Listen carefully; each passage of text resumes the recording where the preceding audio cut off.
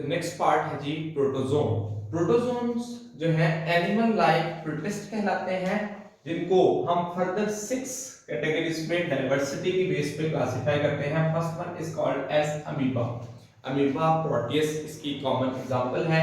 इनके अगर unique feature देखें तो ये यूनिसेलुलर होते हैं, नो डेफिनेट बॉडी शेप। जो इसका एक बेसिक प्रॉपर्टी है कि इसकी कोई बॉडी शेप नहीं होती, प्रॉपर बॉडी शेप नहीं होती, और इसमें जो organ of locomotion as well as ingestive structure जिससे ये फूड को इनटेक कर सकता है वो होता है सूडोपोडिया। अगर सूडोपोडिया का मतलब देखें तो ये फिंगर लाइक प्रोजेक्शन होती है जिसको फॉल्स फुट का नाम दिया जाता है, यानी कि बॉडी में किसी भी जगह से एक फिंगर लाइक प्रोजेक्शन हो जाती है जो कि एक फॉल्स फुट के तौर पर। फॉर एग्जांपल ये एक बैक्टीरिया सॉरी अमीबा हम अगर कंसीडर करें तो ये एक उसकी बॉडी है। अगर इस साइड से प्रोजेक्शन जो है वो कंटिन्यूअस हो जाए तो ये एक फिंगर लाइक प्रोजेक्शन हो जाती है जिसको फिर हम नाम देते हैं अमीबा। तो बॉडी में किसी भी एक साइड से प्रोजेक्शन हो जाना जो है वो अमीबा में ये काज कर सकता है। इसका अगर साइंटिफिक नेम देखें एंटअमीबा हिस्टोलाइटिका, ये ह्यूमन डायसेंट्री पैरासिटिक के तौर पर काम करता है और अमीबिक डायसेंट्री काज कर सकता है। और जो पिलोमेक्सा प्लास्ट्रिस है इसको जायंट अमीबा भी कॉमनली हम कहते हैं जायंट अमीबा। इसको जायंट अमीबा क्यों कहा जाता है? ड्यू टू इट्स साइज और इसके कुछ यूनिक फीचर्स हैं। एक सबसे पहला फीचर जो कि तमाम बाकी इंडिविजुअल में बाकी यूकैरियोट में नहीं होता, that is multi membranes nucleus. तमाम यूकैरियोट की न्यूक्लियस जो है वो डबल मेम्ब्रेनस होती है, लेकिन इसका न्यूक्लियस जो है वो मल्टी मेम्ब्रेनस होता है और इसको मोस्ट प्रिमिटिव यूकैरियोट का नाम भी दिया जाता है। ये मेथेनोजेनिक बैक्टीरिया इसकी बॉडी में रिजाइड करते हैं एज अ सिम्बायोसिस और उससे ये अपना जो एक्टिविटी है अपनी जो न्यूट्रिशन है वो हासिल कर रहा होता है। तो ये एक अलग से शॉर्ट क्वेश्चन के तौर पर पूछा जाता है कि पिलोमेक्सा प्लास्ट्रिस जो कि जायंट अमीबा है इसकी यूनिक फीचर्स क्या है। दूसरे नंबर पे हम प्रोटोजोन देखें तो ज़ूफ्लैजिलेट्स। इसमें मोस्टली यूनिसेलुलर होते हैं लेकिन कुछ कॉलोनियल फॉर्म में भी एग्जिस्ट करते हैं सच एज क्वानोफ्लैजिलेट्स। इनकी बॉडी स्फेरिकल और एलोंगेटेड होती है जिसमें एक मेन न्यूक्लियस सिंगल न्यूक्लियस होता है। इनके पास ऑर्गन ऑफ लोकोमोशन फ्लैजिलम है जिससे ये व्हिप लाइक मूवमेंट करते हैं और अपनी मूवमेंट को मेंटेन कर रखते हैं। इसमें एग्जांपल्स अगर देखें तो ट्राइकोनिम्फा, ट्राइपैनासोमा और क्वानोफ्लैजिलेट्स होते हैं। ये तीनों इंडिविजुअल जो हैं, ट्राइकोनिम्फा एक्चुअली ऐसे इंडिविजुअल हैं जो कि पर्टिकुलरली सिम्बायोटिक रिलेशन शो करते हैं। किसके साथ? इनका सिम्बायोटिक रिलेशन देखिए तो ये एक्चुअली जो ट्राइकोनिम्फा है इसका सिम्बायोटिक रिलेशनशिप होता है टर्माइट के साथ। तो गट ऑफ टर्माइट में ये मौजूद होते हैं। याद रखिए टर्माइट या कोई भी और living organism animal cellulose digestive enzyme नहीं रखता। सेलुलोज को डाइजेस्ट करने के लिए एंजाइम किसके पास होता है?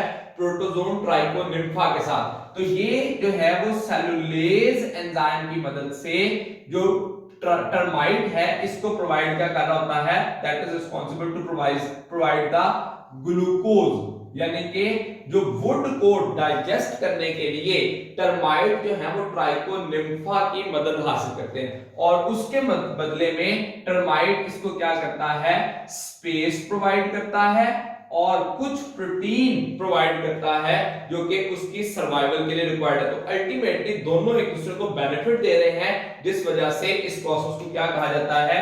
That is symbiotic association. और सिम्बायोटिक में पर्टिकुलरली म्यूचुअलिस्टिक एसोसिएशन जो है वो कंसीडर की जाती है। तो सिम्बायोटिक या म्यूचुअलिस्टिक एसोसिएशन का नाम दे सकते हैं। ट्राइपैनासोमा पैरासिटिक होता है और पैरासिटिक किस सूरत में है कि इसका जो पैरासिटिक मोड ऑफ रिस्पांसिबिलिटी है ये लिविंग है। तो ट्राइपैनासोमा सीसी फ्लाई को एज अ वेक्टर यूज करता है। इसको हम सेक्सी फ्लाई भी पढ़ते हैं और सीसी फ्लाई भी, जिसका काम क्या है?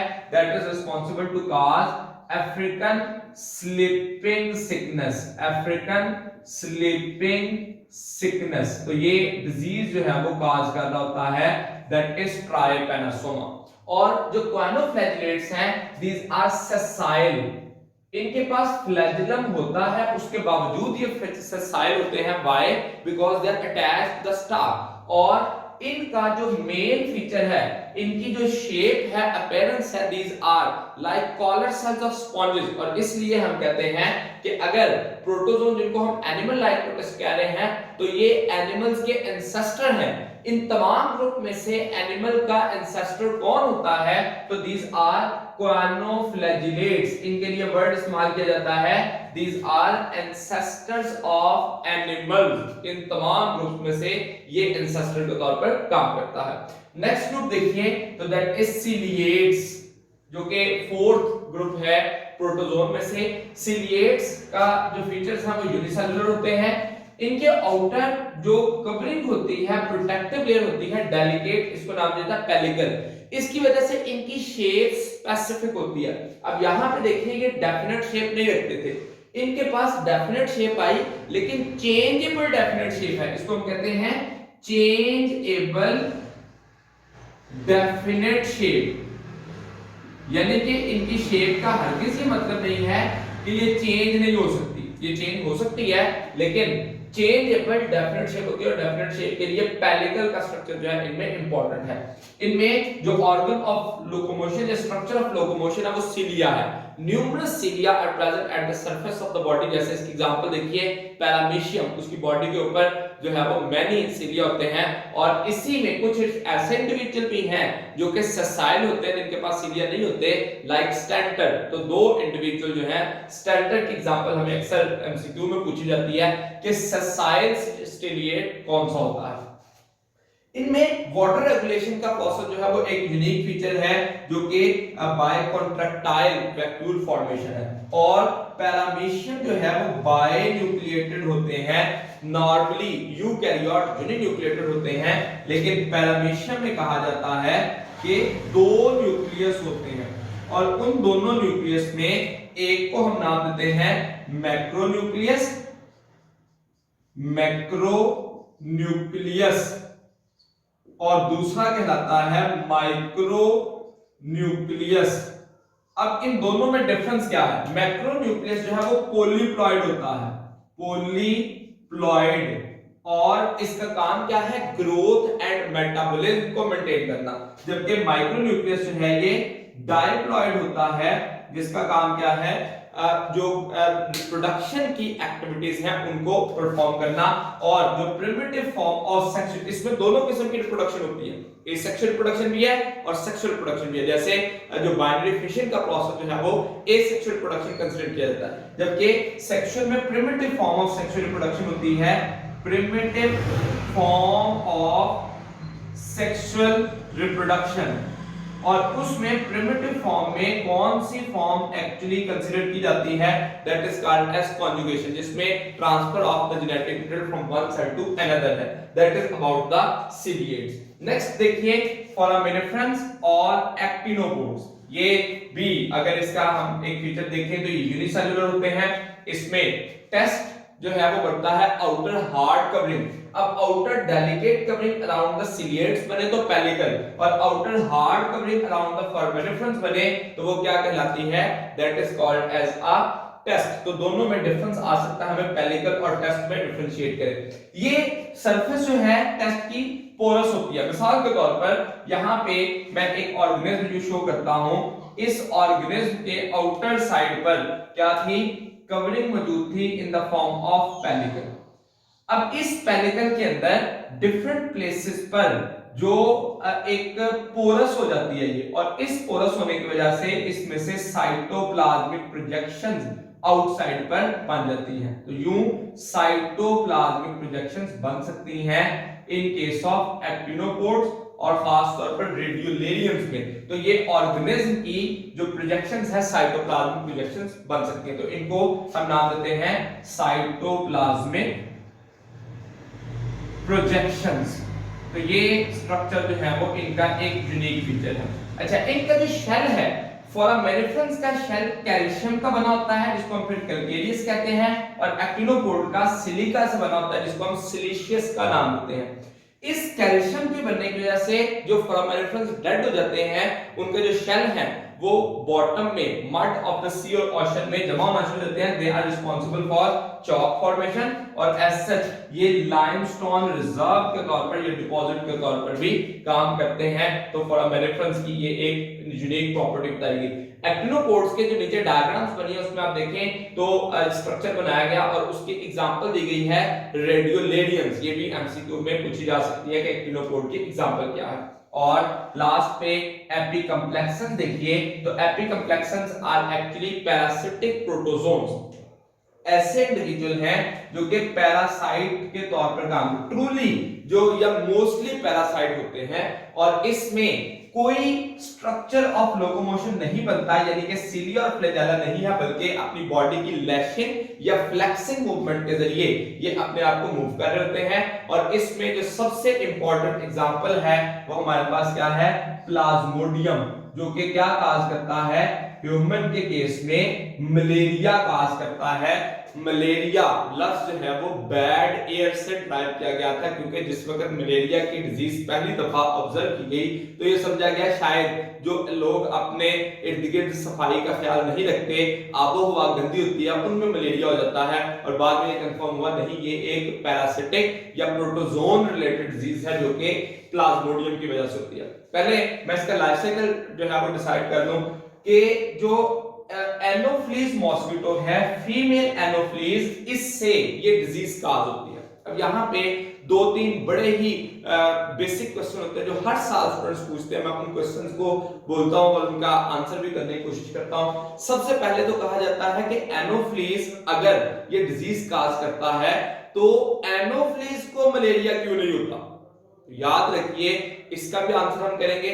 दूसरे नंबर पे कहा जाता है कि सबसे पहले मलेरिया जो है वो कैसे हुआ, यानी कि हम ये कह रहे हैं कि एनोफ्लीज जो है वो ह्यूमन को बाइट करेगा तो उसमें प्लाज्मोडियम ट्रांसफर होगा, तो एनोफ्लीज में जो प्लाज्मोडियम है वो कहां से आए, ये दूसरा क्वेश्चन होता है। तीसरे नंबर पे इस ड्यूरेशन में फीवर क्यों होता है, इस सारे प्रोसेस में कहां पे कौन सा स्टेप होगा जिसकी वजह से फीवर होगा। और कुछ इंडिविजुअल में आपने देखा होगा कि बच्चों में खास तौर पर ऐसा होता है कि जब सुबह 7-8 बजे का टाइम होता है फीवर हो जाता है, और आधा घंटा 1 घंटा लगता है जैसे स्कूल का टाइम गुजर जाता है वो फीवर खत्म हो जाता है। ठीक है, कुछ पेरेंट्स समझते हैं कि शायद ये जो है वो ड्रामा चल रहा है, लेकिन एक्चुअली वो मलेरिया की टाइप होती है, उसके बारे में भी हम डिस्कस करेंगे।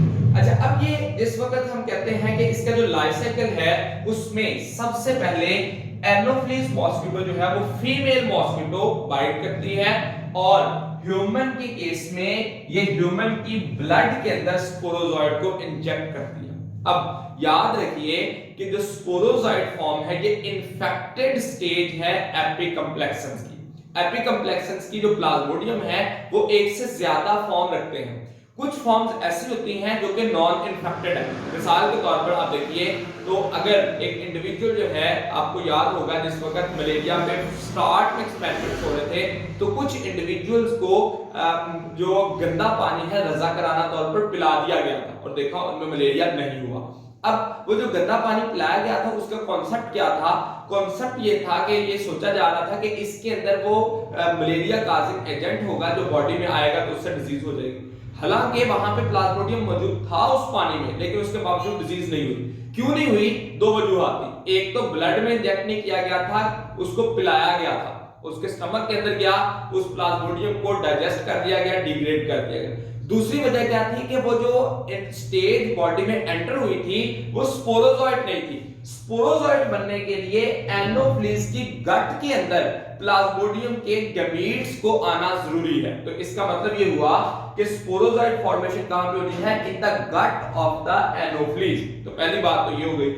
अब एनोफ्लीज फीमेल जो मॉस्किटो है, अगर इसकी बॉडी में स्पोरोजॉइट मौजूद है तो वो अगर ह्यूमन को बाइट करेगा, जो एनोफ्लीज है इसका हरगिज ये काम नहीं है कि ये हमारी बॉडी में जो है वो स्पोरोजॉइट को इंजेक्ट करे। ये तो एक्चुअली ब्लड सक करने के लिए काम कर रही होती है, लेकिन उस ब्लड सक करने के दौरान में जब ये अपना सलाइवा जो है वो हमारी स्किन के ऊपर गिराती है ताकि एंटीकोगुलेंट हो, ब्लड क्लॉट ना करे, तो उस सलाइवा के अंदर स्पोरोजॉइड भी आ जाते हैं जो कि हमारे ब्लड के अंदर ट्रांसफर हो जाते हैं।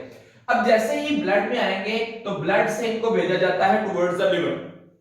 लिवर के अंदर जो लिवर के सेल्स हैं उनके अंदर इसके साइक्लिक एक्टिविटीज चलती हैं और फिर स्पोरोजोइट जो है वहां पे कन्वर्ट होते हैं मीरोजोइट। अब बहुत सारे मीरोजोइट बने and merozoite will enter in the red blood cell. अब यहां पे ये इंपॉर्टेंट स्टेप है कि बुखार होता क्यों है। रेड ब्लड सेल के अंदर जैसे ही आएंगे तो रेड ब्लड सेल में जब ये मैंने साइक्लिक एक्टिविटी बनाई, इसका मतलब कि रेड ब्लड सेल के अंदर ये डिवाइड करेंगे और रेड ब्लड सेल बस्ट करेंगे। अब इसके रेड ब्लड सेल के बस्ट होने के टाइम पे जैसे ही सेल बस्ट करते हैं तो हमें फीवर हो जाता है। अब ये बस्ट करने की जो स्टेज है डिफरेंट टाइप के प्लाज्मोडियम में, जैसे हम 4 बेसिक टाइप होते हैं प्लाज्मोडियम के, हमारी बुक में डिस्कस नहीं किए गए, जिसमें प्लाज्मोडियम फैल्सिपैरम है, प्लाज्मोडियम ओवेल है, प्लाज्मोडियम मलेरी है। तो वो जो प्लाज्मोडियम की टाइप है उसकी बुनियाद पर रेड ब्लड सेल रप्चर होने का टाइम होता है। कुछ इंडिविजुअल में जो प्लाज्मोडियम है उसमें 24 आवर्स के बाद रप्चर होता है, कुछ में 48 आवर्स के बाद, कुछ में 72 आवर्स के बाद। अब जिनमें 24 आवर्स के बाद रप्चर हो रहा है तो अगर 7 बजे एक दफा रेड ब्लड सेल रप्चर हुए थे, 1-1.5 घंटे बुखार हुआ, बॉडी ने उसको नॉर्मलाइज किया, अगले दिन सुबह फिर 24 आवर्स हो गए और 7 जो है वो रेड ब्लड सेल रप्चर हो गए। जिनमें 48 आवर्स के बाद है उसमें क्या होता है कि एक दिन बुखार होता है, एक दिन नहीं होता, अगले दिन फिर हो जाता है। जिनमें 72 आवर्स बाद उनमें 3 दिन के बाद बुखार हो जाता है। तो एक्चुअली मलेरिया जो है वो इसलिए ज्यादा खतरनाक होता है कि इसमें एक खास टाइम पे बुखार होता है, बॉडी फिर नॉर्मल हो जाती है, फिर से उसकी एक्टिविटी फर्दर चलना शुरू होती है और ये प्रोसेस चलता रहता है।